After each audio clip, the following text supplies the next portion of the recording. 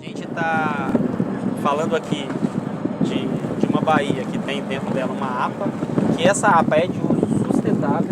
Então, quando você fala que é de uso sustentável, entende-se que você tem que usar de forma sustentável. O que é usar de forma sustentável? Você tem que considerar o meio ambiente, preservar, mas você tem que considerar também a questão social e econômica. Isso em benefício principalmente de quem? Da comunidade tradicional, é a comunidade pesqueira. Se você pega um ambiente desse aqui e é uma APA de uso sustentável e você não promove nenhum tipo de recurso, nenhum tipo de... você não viabiliza nada economicamente falando para a comunidade tradicional. Para que serve a APA de uso sustentável?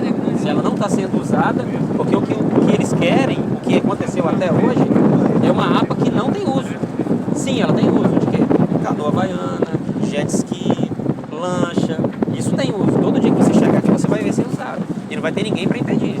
Agora o pescador, a comunidade tradicional que vive disso aqui, não pode usar. Isso perde sentido.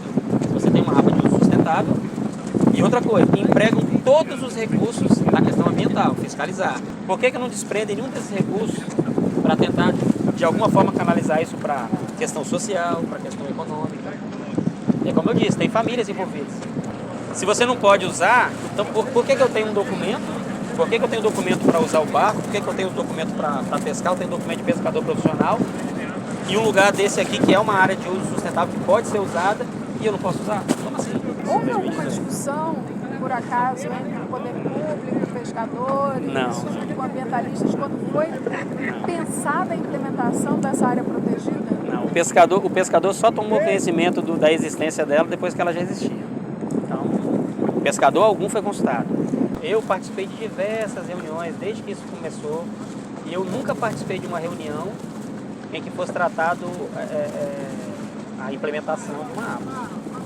Ela passou a existir e nós tomamos conhecimento que ela já existia. Agora, sermos consultados em momento algum. Agora, outra coisa também. Se tivéssemos sido consultados, deveria ter sido levado em consideração várias coisas. E ainda que nós tivéssemos sido ouvidos, se a gente fosse ouvido também e o que era importante para a gente não fosse colocado também em discussão, não resolvia nada. Precisaria efetivamente colocar em prática aquilo que a gente sugerisse, né? O que é muito difícil. Quer acompanhar lá? Quer que eu vou narrando? Eles estão largando, ó, vai ser feito um cerco.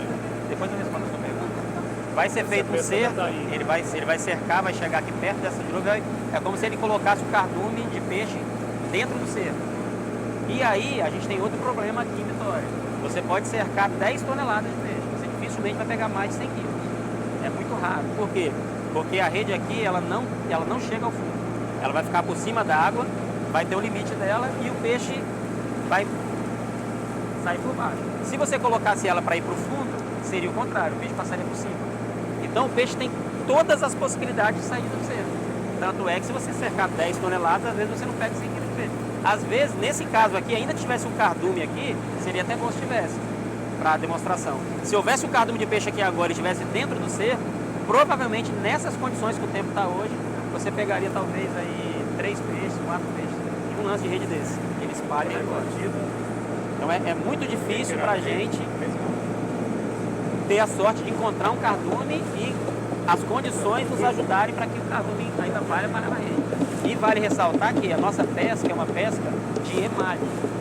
Você tem um peixe específico para cada malha de rede. Então eu não consigo colocar essa rede e pegar todos os tipos de peixe.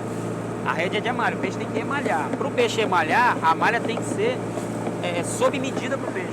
Então como que eu vou conseguir capturar várias espécies, sendo que elas têm tamanho diferente, formato diferente, com uma mesma rede? Então esse já é um outro limitador para a gente. Aí você perguntou sobre os parâmetros da rede. Os parâmetros estabelecidos, que provavelmente vão ser mudados, né, que se não forem mudados para a gente não atende a nossa categoria, a rede permitida ficou com uma malha acima de 8 centímetros entre nós opostos, que é diferente quando você compra uma rede, por exemplo, a medida é feita diferente. Então ficou 8 centímetros entre nós opostos, que ficou 8 centímetros, uma malha de 8 centímetros. O tamanho da rede ficou estipulado em, se eu não me engano, 400 metros. Não atende a gente também. A gente precisaria pelo menos de 800 metros. Por quê? Essa rede tem 800 metros. Você acha que esse cerco ficou grande para você cercar um cardume de peixe? tendo em vista a velocidade da embarcação, tudo é um cerco pequeno, a gente não consegue cercar uma grande quantidade de peixe com uma rede desse tamanho. A gente precisaria de uma rede maior. Ficou estipulado também no decreto que seria uma rede só cadastrada por pescador. Então a gente tem peixes de diversos tamanhos diferentes, espécies diferentes, e cada época do ano dá um tipo de peixe. Eles não dão todos ao mesmo tempo. Como que eu vou trabalhar só com uma rede? Eu vou trabalhar 2 meses, 3 meses, e o restante do ano, o que eu vou fazer? Eu vou ficar sem trabalhar, porque como a nossa arte de pesca é a rede de emalhe, eu tenho um peixe específico para capturar com aquela rede. Então eu não posso ter uma rede só. Então vamos lá, recapitulando. 400 metros o tamanho da rede. A rede só podia ter 4 metros de altura. Com uma rede de 4 metros de altura para a pesca da tainha, a gente passa fome. Literalmente, a gente passa fome. Não consegue pegar... Provavelmente você não vai conseguir pegar nenhum peixe. Porque essa rede aí, ela tem aproximadamente 7 metros. Com 7 metros já é difícil, muito difícil. 7 de quê? De altura. Com 7 metros é muito difícil, porque aqui tem mais de 7 metros de fundura. Então ela não vai no fundo. Ela não chega no fundo. Uma rede com 7 metros também, ela não vai com 7 metros.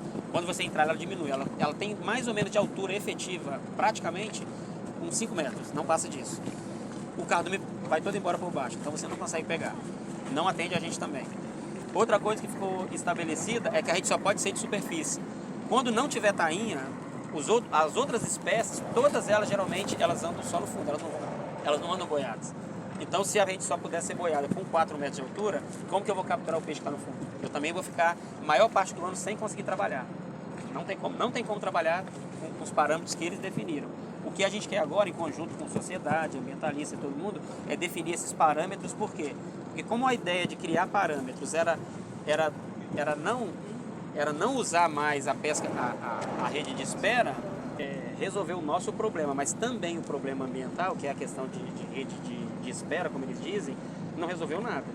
Por quê? Porque os parâmetros que eles traçaram não servem para nada para a gente. Essa é a rede de emalhe. Essa é a rede de emalhe. Então tá, essa é a de emalhe de superfície, que é a pescaria de tainha. Como eu disse, só foi feito o cerco para demonstrar para vocês. Vocês vão ver. Ó, a embarcação com aproximadamente 7,5 metros, um motor de 5 HP. Peraí, ainda não 5 HPs. Para vocês entenderem, pessoal, essa rede foi colocada na água aproximadamente 30 minutos. É uma outra modalidade. Você pode chegar aqui e fazer o que eles fizeram. Coloca a rede, fica com ela, no caso ficaria com o barco amarrado na rede. De 20 em 20 minutos aproximadamente, a gente vai recolhendo os peixes e larga ela de novo. 20 minutos mais ou menos, recolhe o peixe e larga ela de novo. Porque na verdade nós não temos o objetivo de pegar um peixe e ele vir morto também. Se uma rede, por exemplo, fica de um dia para o outro, o peixe vem ruim para consumo. Não é o nosso objetivo. O peixe é muito mais valorizado se ele estiver assim. Ó, aquela rede ali tem uma malha um pouco menor, a malha é 9 centímetros, a anterior, a primeira rede que foi lançada, tinha uma malha 10 centímetros, essa tem uma malha 9 centímetros, e mesmo assim o peixe ainda é grande, ó. O rapaz soltou o peixe já foi embora, nadando, tá vivo. E outra coisa, nós escolhemos esse lugar porque é um dos poucos lugares que você consegue pegar algum peixe. Se a gente colocasse em outros pontos aqui, não pegaria nada. Isso é um conhecimento que para você ter, você demora anos. Como eu disse, a arte da pesca não é uma arte que qualquer um domina. Não é. Quantos amigos nossos tentaram ser pescadores e não conseguiram, desistiram. Por quê? Por causa do material. O insumo é muito caro. Né? O insumo é muito caro. Então, só praticando, né? Eu, por exemplo, comecei a pescar com o Valdomiro aqui. Eu tinha 14 anos de idade. Comecei a pescar com ele de forma profissional. Ele começou a pescar com o filho dele há cerca de 11 anos atrás. Eu pesco com um rapaz que está lá no outro barco, de boné vermelho. Mas aqui, que vive da pesca aqui em Cambuí, são pouquíssimas embarcações. Talvez 8, 10 embarcações.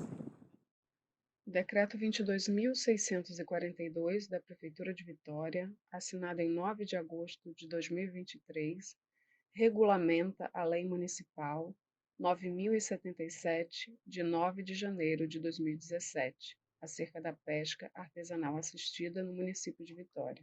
O referido decreto assinala, no seu artigo 1º, inciso 1, a promoção do desenvolvimento sustentável através da pesca artesanal como fonte de alimentação, emprego, renda, lazer e cultura, harmonizando-a com a preservação e conservação do meio ambiente e da biodiversidade. No inciso 2, assinala o ordenamento, o fomento e a fiscalização da atividade pesqueira. No inciso 3, a preservação, conservação e a recuperação dos recursos pesqueiros e dos ecossistemas aquáticos. No inciso 4, o desenvolvimento socioeconômico, cultural e profissional dos que exercem a atividade pesqueira e suas comunidades. Sobre a pesca assistida, o decreto diz que é aquela em que o petrecho de pesca é acompanhado pela embarcação tripulada durante todo o período de imersão e deriva, desde o seu lançamento até o seu recolhimento, e a embarcação tripulada permanece no local, a uma distância máxima de 30 metros da rede, sendo garantida a visualização e manuseio do petrecho.